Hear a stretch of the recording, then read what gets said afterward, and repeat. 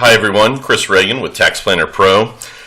Today I wanted to go over the two different projection methodologies that we've created in Tax Planner Pro, the brand new one being rolling average right here.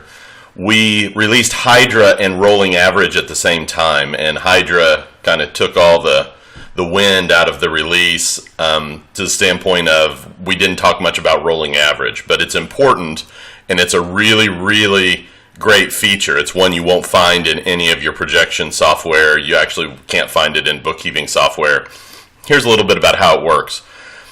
Linear was the original methodology that we put into Tax Planner Pro. And how it works is, let's say you were setting up your account and it was June of 2016.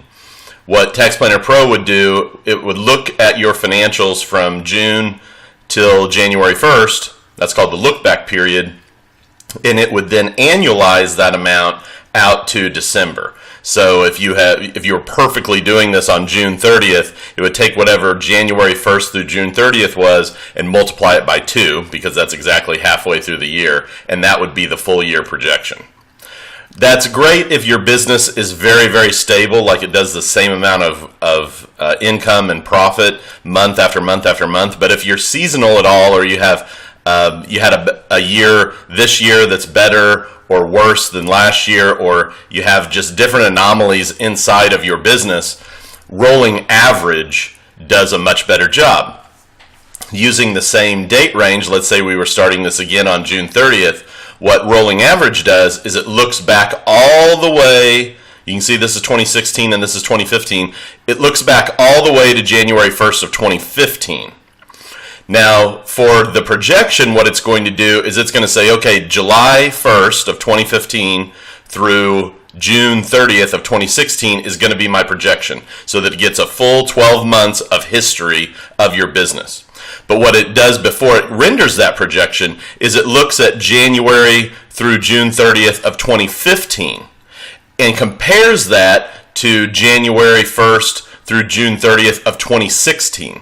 If 2016 has increased its taxable income or decreased it compared to that same period last year, it changes the projection for July 1st through December 31st of 2015 to where the entire projection accounts for that.